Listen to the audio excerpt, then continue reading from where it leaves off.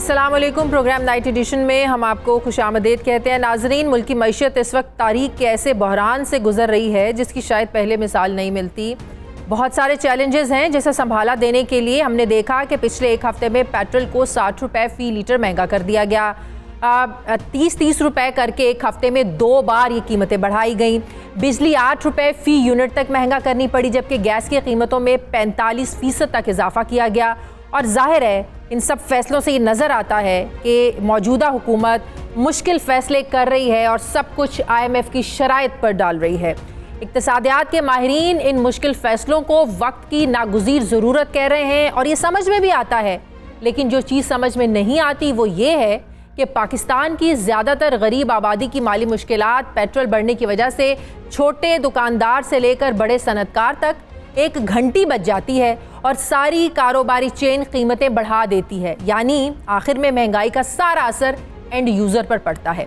अब अगर end user गरीब है तो इसकी कमाई में इजाफा तो हो नहीं रहा, लेकिन क्या करें, महंगाई बढ़ती जा रही है। यानी वहाँ पर भी नतीजा खसारे की सूरत में निकलता है। गरीब नहीं जानता कि IMF क्या बला है, वो जानता है कि आज मोहल्ले की दुकान पर आटा दाल की कीमत बढ़ गई है।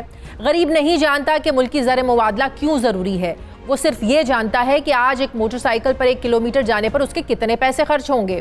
गरीब ये नहीं जानता कि अफराते ज़र की शरह कहाँ पहुँच गई है, वो सिर्फ ये जानता है कि इसकी तनख्वाह या कमाई क्यों कम होती जा रही है।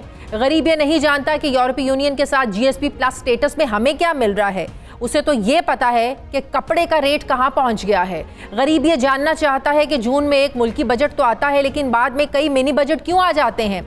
गरीब के इन सवालात पर कभी करप्शन की कहानी सुनाकर तसल्ली करा दी जाती है, तो कभी पुरानी हुकूमत के फैसलों के खाते में डालकर नई उम्मीदें दिखा दी जाती हैं। इस वक्त रजीम चेंज होने के बाद से मुल्क की इकॉनमी को जैसे लावारिस छोड़ा गया। अब मुल्क में डॉलर आएगा तो मुल्क की मईशत चलेगी, और डॉलर के लिए IMF से जहां मजीद कर्ज चाहिए वहां उनकी सर्टिफिकेशन के लिए दूसरे दोस्त ममालिक के पास भी जाना होगा। वक्ती तौर पर डॉलर मुल्क से बाहर ना जाए तो कुछ अशिया की इंपोर्ट्स पर पाबंदी लगाई जा चुकी है, लेकिन अगर इंपोर्ट्स ना होंगी तो सनतकार की प्रोडक्ट फिर आखिर कैसे तैयार होगी। महंगाई पर फौरी काबू पाने के लिए क्या करना होगा। हुकूमत अगर सब्सिडी देना भी चाहे तो गरीब और अमीर में फ़र्क करना ये एक बहुत बड़ा चैलेंजेस बन जाता है। इन्हीं सवालात पर बात करने के लिए आज हमने अपने प्रोग्राम में दावत दी है मुल्क के मारूफ बिजनेसमैन, निशात ग्रुप के चेयरमैन मियां मंशा साहब, जो इस वक्त इस हुकूमत की एडवाइजरी काउंसिल के मेंबर भी हैं। अस्सलाम वालेकुम, बहुत बहुत शुक्रिया मियां साहब, आपने मसरूफियत से वक्त निकाला, थैंक यू वेरी मच। मेरा सबसे पहला सवाल, आपको पता है कि जब इमरान खान की हुकूमत आई थी तब भी मौशी बहुत सारे चैलेंजेस थे, आज भी वही चैलेंजेस हैं, लेकिन इन चैलेंजेस से निपटने के लिए मौजूदा हुकूमत जो मुश्किल फैसले ले रही है, क्या ये मुश्किल फैसले जो हैं ये मुआशी इस्तेहकाम की तरफ मुस्तकबिल में लेके जाएंगे या मजीद इससे अदम इस्तेहकाम होगा?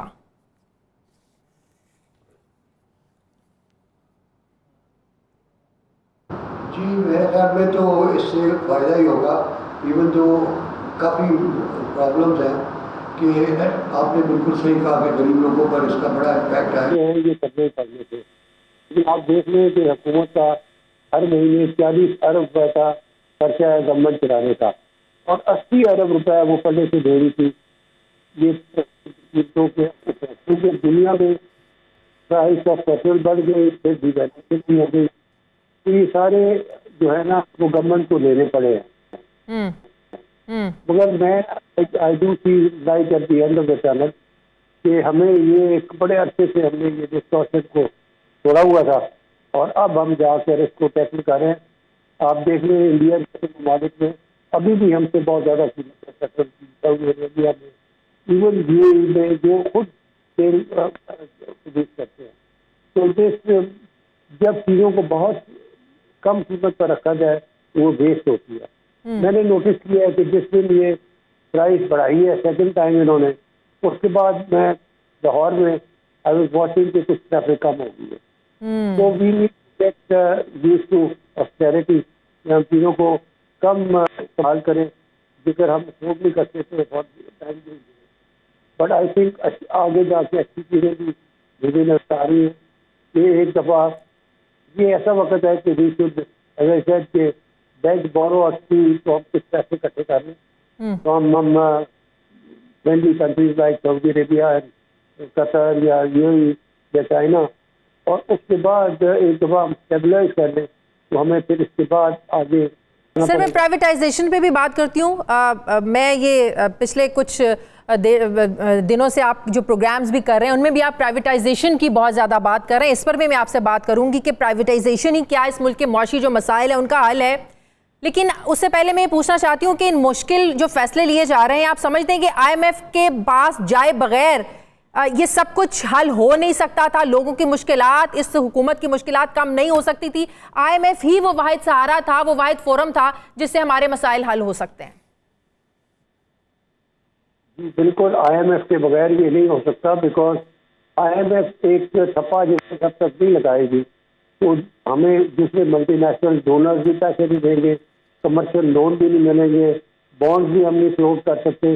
This is the reality of the world. देखिए, आप लोगों को और हमें ये रियलाइज करना चाहिए कि दुनिया में अमेरिका के पास 1/3 of the total resources of world are with America.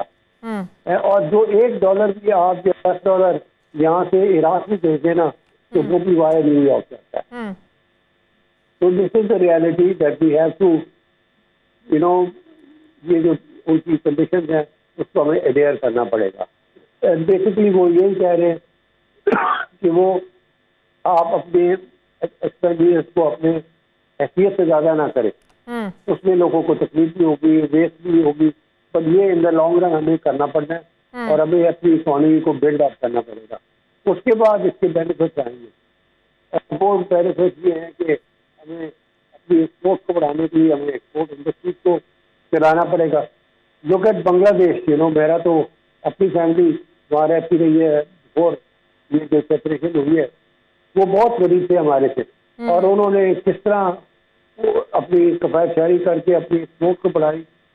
फिर वो उनका एक स्लोगन होता था कि हम बहुत गरीब हैं, सारे मुल्कों में जाके कहते थे हम बहुत गरीब हैं, हमारी मदद करें। उनको ट्रेड कंसेशन भी मिली, फिर उन्होंने बड़ी इज्जत की।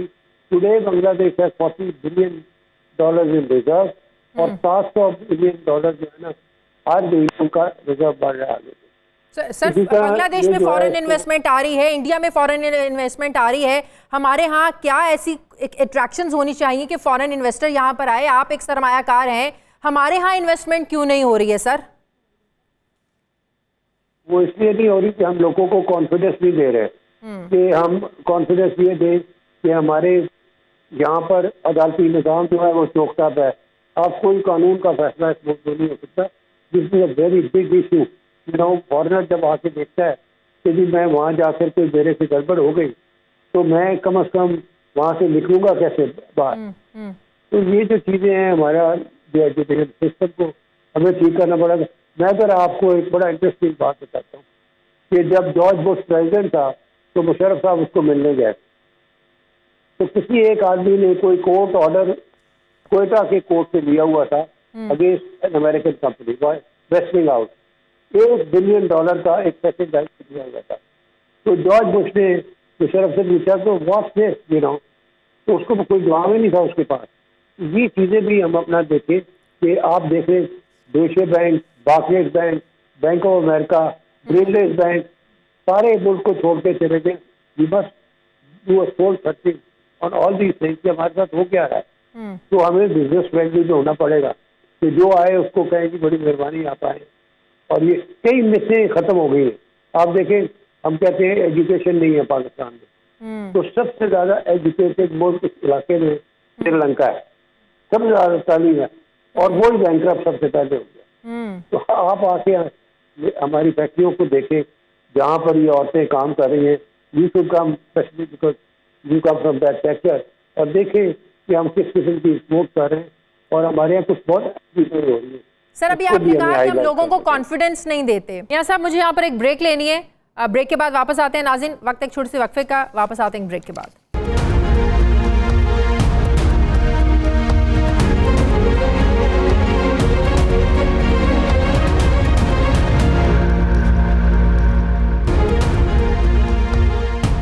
ब्रेक के बाद एक बार फिर से आपको खुशामदीद कहते हैं। मियां मंशा साहब हमारे साथ मौजूद हैं। सर नैब का जो एक रोल रहा तहरीक इंसाफ के इन 3.5 पौने 4 सालों के दौर में, आपको लगता है कि नैब की वजह से ही ये जो कॉन्फिडेंस था बाहर के इन्वेस्टर का भी, यहाँ के भी इन्वेस्टर का, यहाँ के भी लोगों का, सियासतदानों के जो कॉन्फिडेंस थे वो शेक हो गए। बिजनेसमैन था वो बहुत ज़्यादा इससे घबरा गया।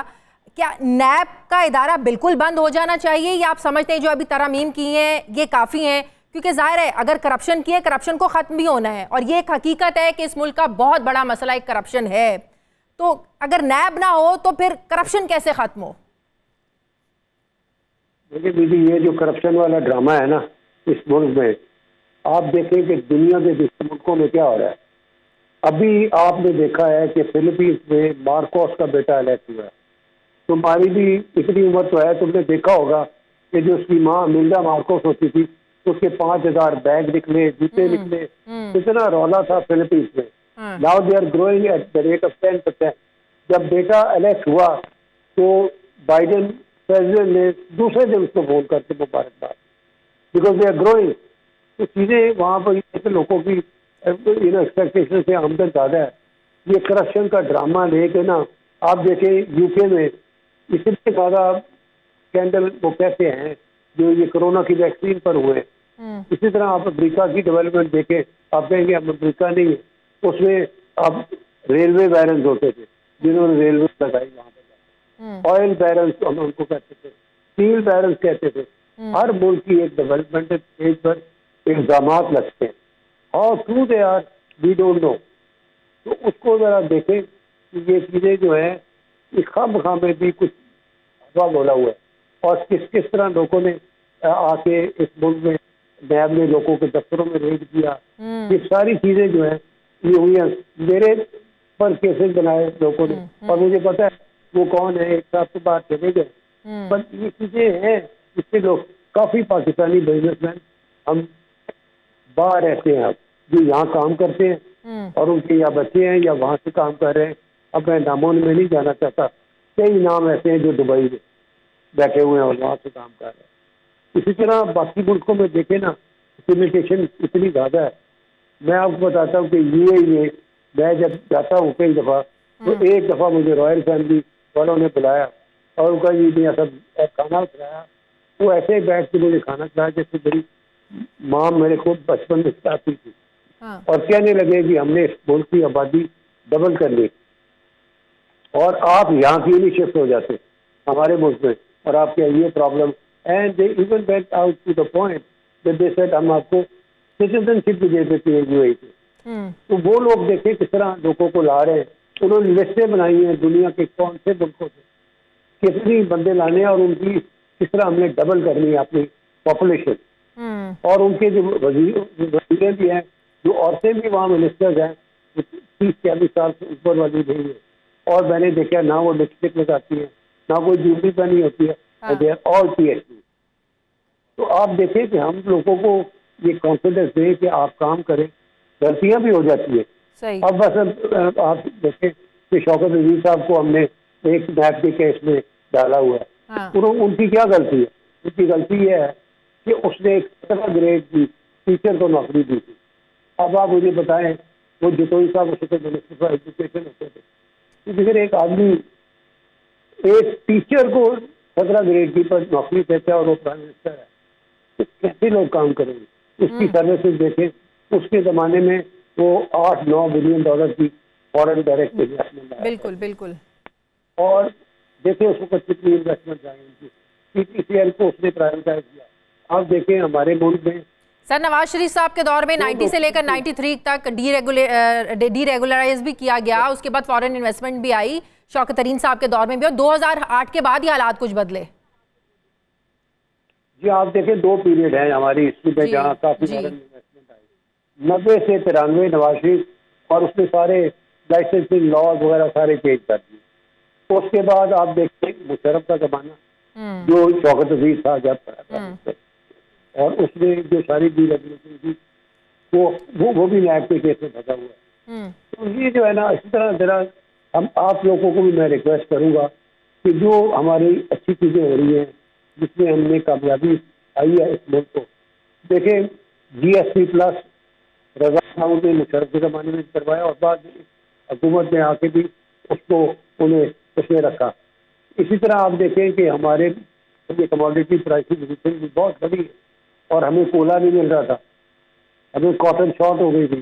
तो सडनली वी फाउंड कि अफगानिस्तान में ये दोनों चीज़ें जमा होकर पड़ी है, कोई खरीदता नहीं है। उसको फिर 2 महीने में जिस तरह गवर्नमेंट ने, पिछली गवर्नमेंट या रिजर्व बैंक ने स्पेशली उसको डीरेगुलेट किया और हमारी trade with Afghanistan has now double.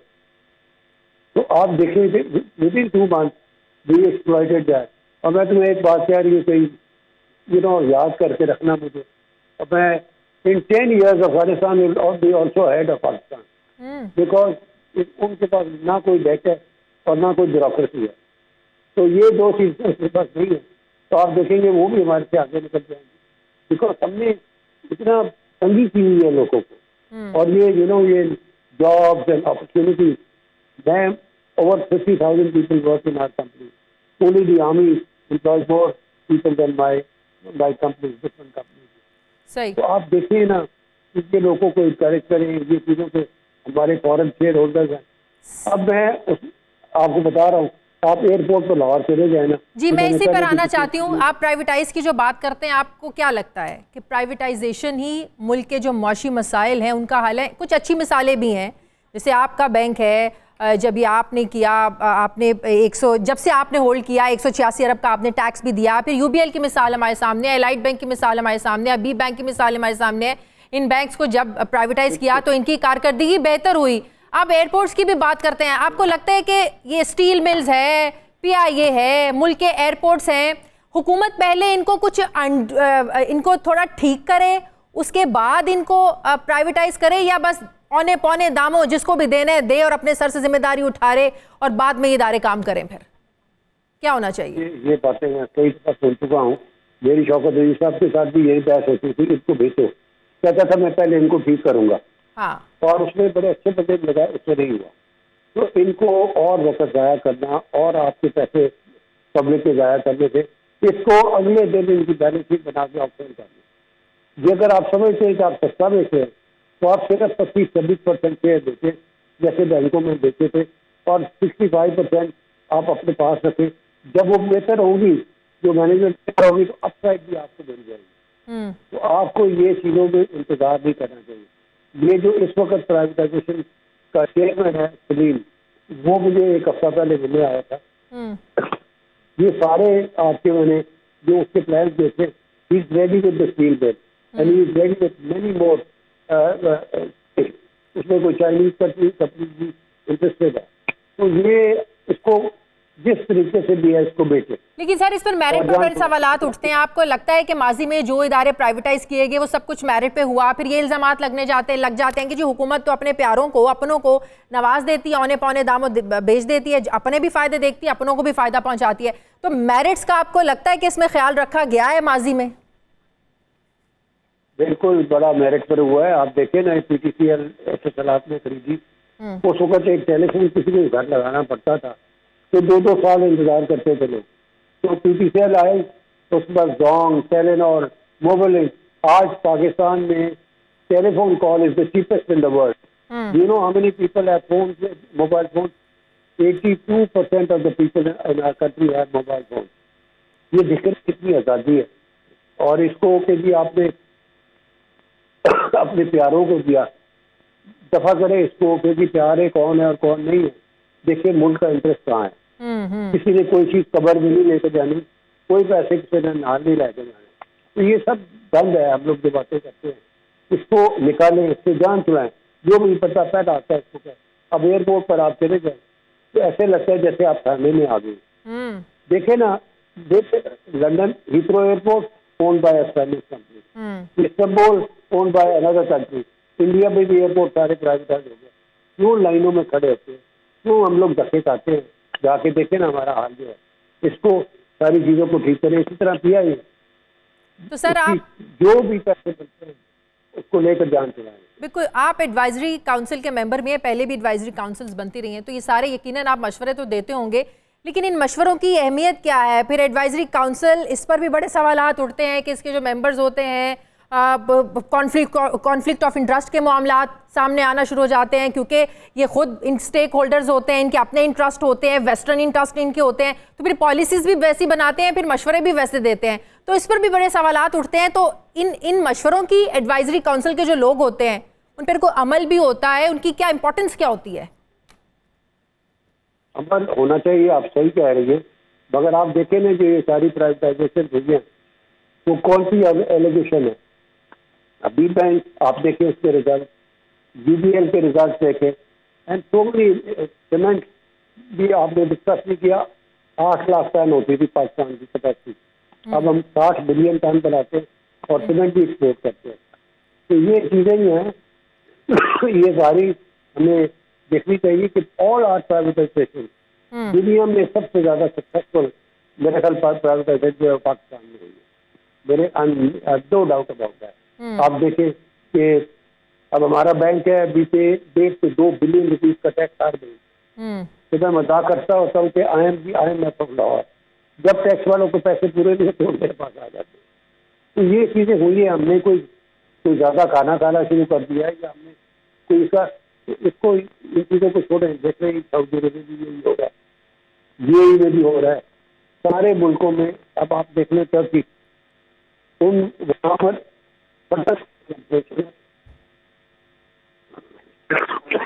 और वहाँ पर आप देखें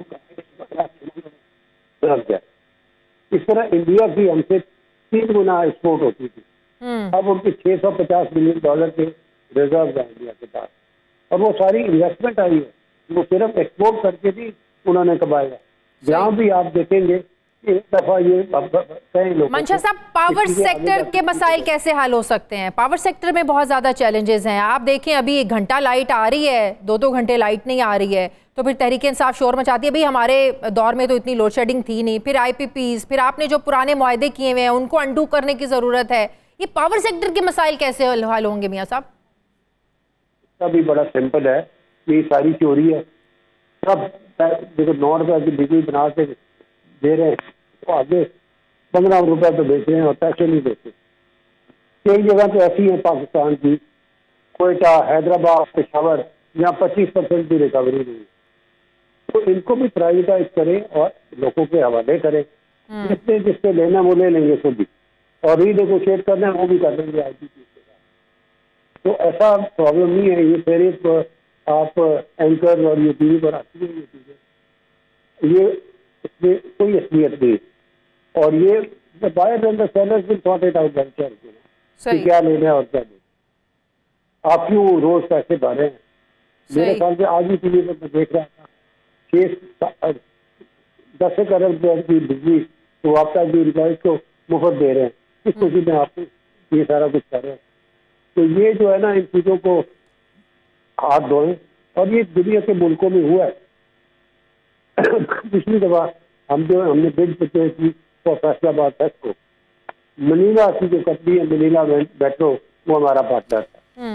and we look at all the examples of Chile and so many other company. यहाँ प्राइवेटाइजेशन, ये तो एक हमारे बोल में सिर्फ थोड़ी प्राइवेटाइजेशन हो रही है, ये सारी चीजें दुनिया में हो चुकी है। सही। मियां साहब, लास्ट क्वेश्चन, क्या मौजूदा हुकूमत को अपनी मुद्दत पूरी करनी चाहिए? क्योंकि पिछले 6-8 महीनों से जो हम एक गैर यकीनी की सूरत हाल देख रहे हैं, एक अनसर्टेनिटी है हमारे मुल्क में, सियासी तौर पर भी, मौशी तौर पर भी। मौजूदा हुकूमत मसाइल हल कर सकती है, नहीं कर सकती, दैट्स अ डिफरेंट क्वेश्चन, लेकिन एक अनसर्टेनिटी आपको लगता है खत्म होगी अगर ये हुकूमत मुद्दत पूरी करेगी? आई थिंक जितना भी ये इसको ले जाए अगस्त तक next year, I am all for it. उसमें कोई ना कोई जो इन्होंने पेट्रोल की प्राइसेस को किया है और दूसरी चीजें, तो कोई ना कोई सर्टेनिटी आएगी। अब किसी को काम जो लाए हैं उनको क्या, इनको चलने नहीं दे। तो ये है इसका, अल्टीमेटली इसको टाइम दे दें, ये काम करेंगे। सही। और अदरवाइज नॉट इलेक्टेड। ठीक है, थैंक यू वेरी मच, बहुत बहुत शुक्रिया। चेयरमैन निशात ग्रुप, हुकूमत के एडवाइजरी काउंसिल के मेंबर, मारूफ बिजनेसमैन मियां मंशा साहब मेरे साथ है, बहुत शुक्रिया आपका। मुझे प्रोग्राम में एक ब्रेक लेनी है नाज़रीन, वापस आते हैं एक छोटे से वक्फे के बाद।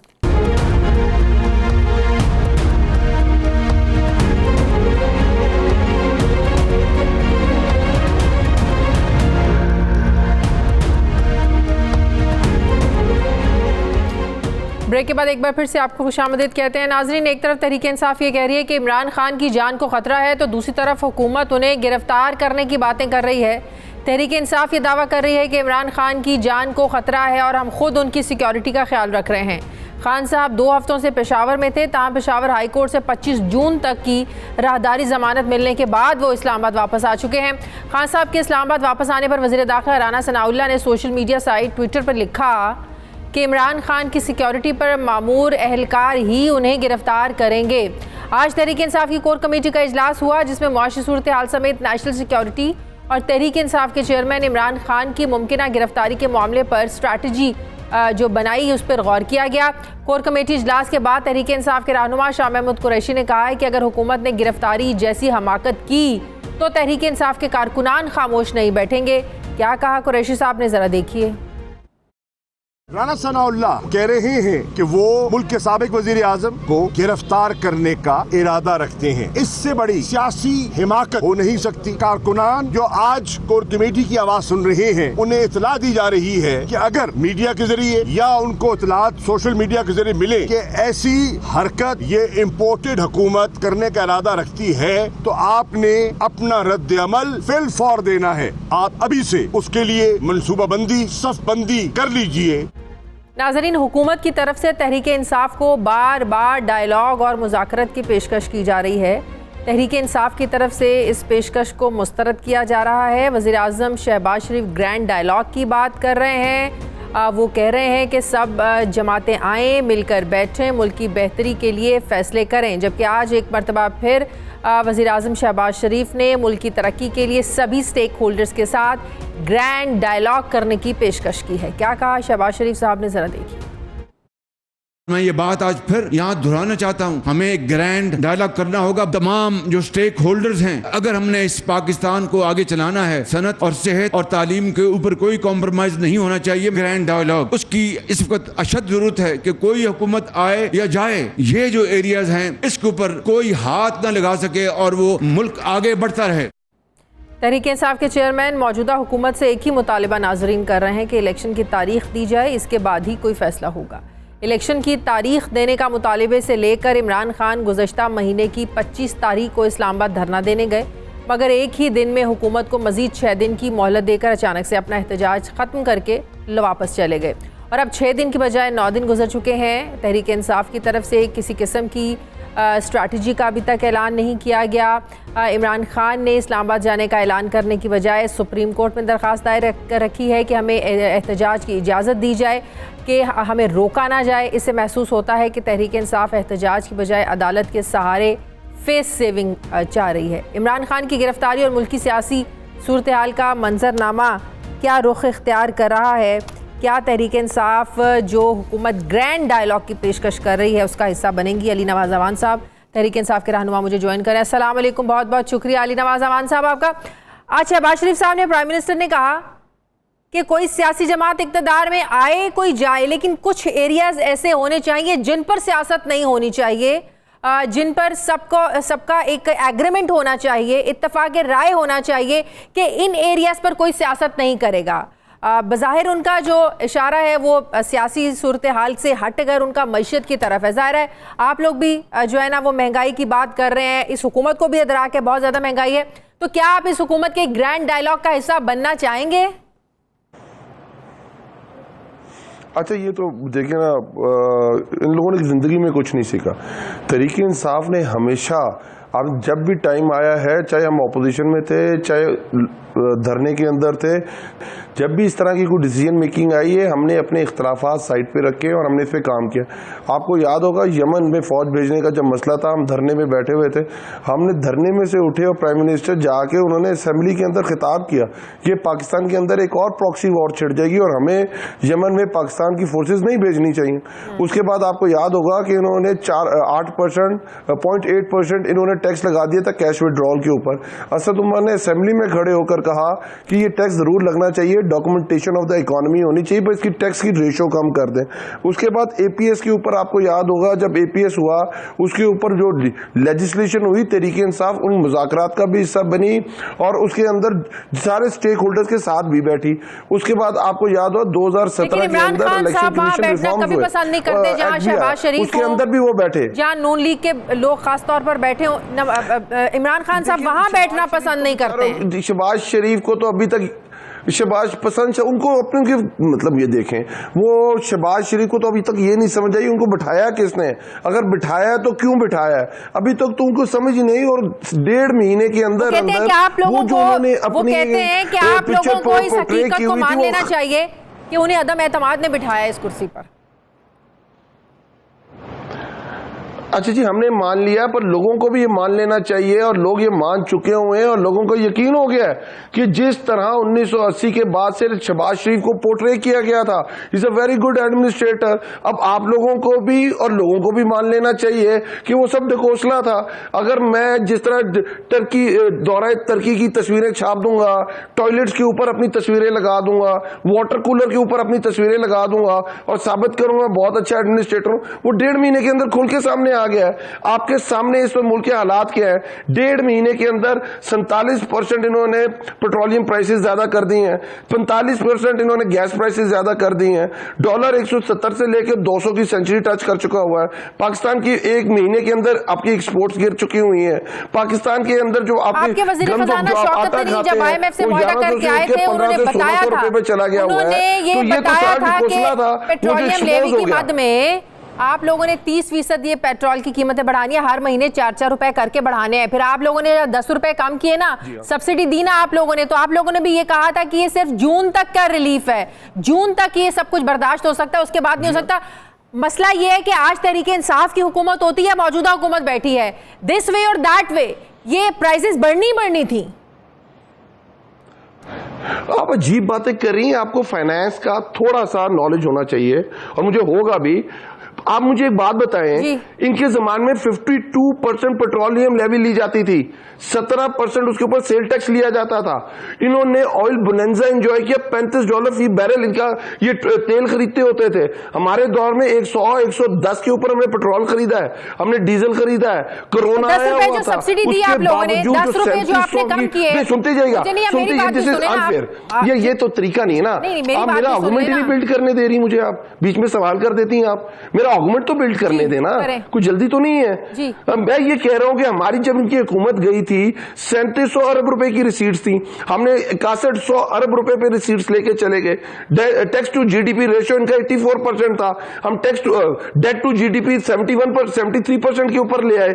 आपके सामने हमारी रिमिटेंसेस बढ़ी $13.5 अरब से, हमारी एक्सपोर्ट बढ़ी $39 अरब पे, जो ये कम करके गए थे। हमने तो एक स्टेबल पाकिस्तान इनके हवाले किया था, हम तो सारी चीजें कॉम्प्रोमाइज कर रहे थे, हम अपने खर्चे कम कर रहे थे, हमने तो कोई 4 कैंप ऑफिसेस नहीं बनाए हुए थे।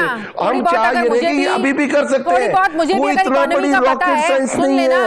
फाइनेंस का अगर थोड़ा बहुत मुझे भी पता है, अगर आप एक इदारे से पैसे ले रहे हैं, और सुन लेना, IMF से आप लोगों ने पैसे लिए, क्या IMF ने आप लोगों को कहा था कि आप लोग 10 रुपए कम करेंगे? उन्होंने कहा था कि आप 10 रुपए बढ़ाएं? आप IMF की निगोशिएशंस के पेपर्स निकालें और जरा उनको पढ़ें, कहां ये लिखा हुआ है। देखिए आप कहते क्या, वो कहते क्या आपको, IMF कहता क्या आपको, आपका करंट अकाउंट डेफिसिट कम होना चाहिए, आपका ट्रेड डेफिसिट कम होना चाहिए। सुनती तो जाइए ना, आप सुनती तो जाइए ना,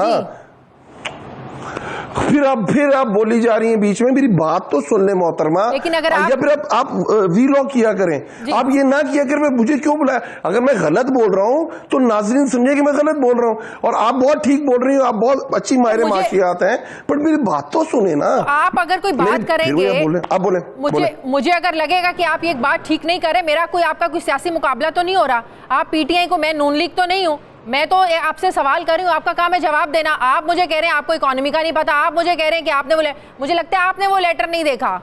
आपने देखा वो लेटर जिसमें आप लोगों को लेटर ऑफ इंटेंट, आपको पता है कि वो 10 रुपए उन्होंने बढ़ाने का कहा था, ये कम करने का कहा था? उन्होंने बढ़ाने का कहा था जनाब।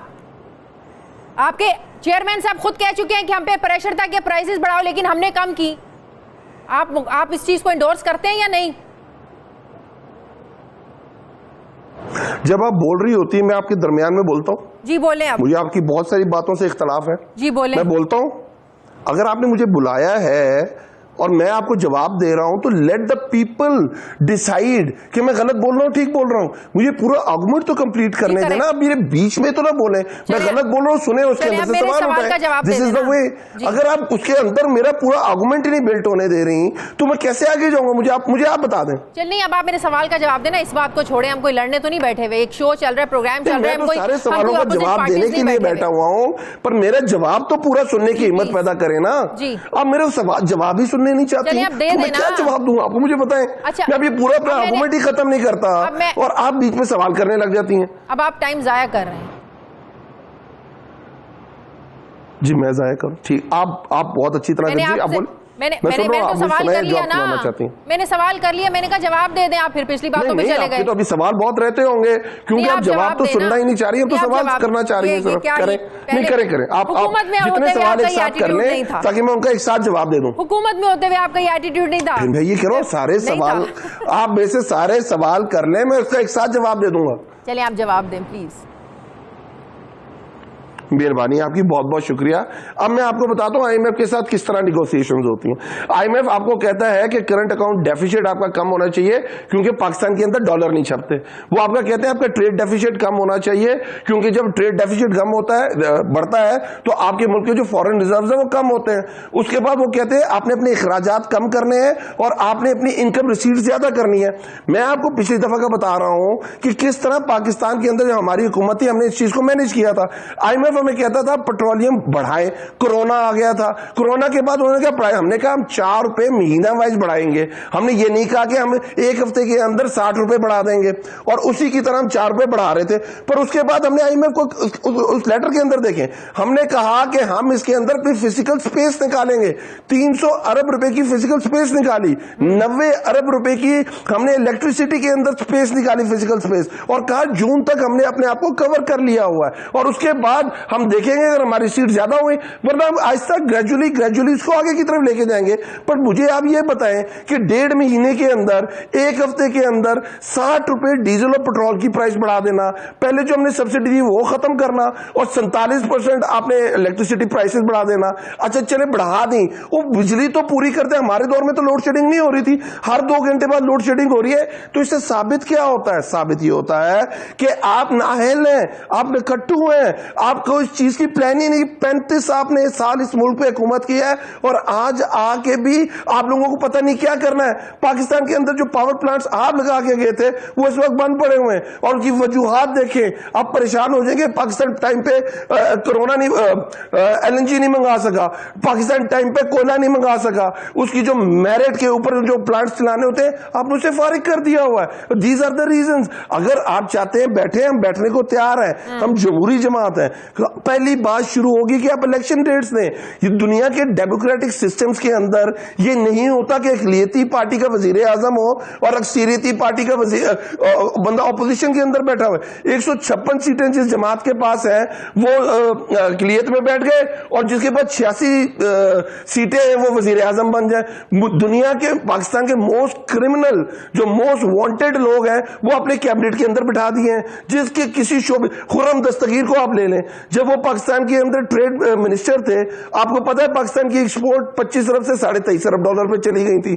पाकिस्तान के अंदर जो अपने वजीर एजुकेशन लगाया, जो वजीर सेहत लगाया, आप मुझे बताएं कि क्या स्पेशलिटीज है। मुझे इस चीज का जवाब दे दें।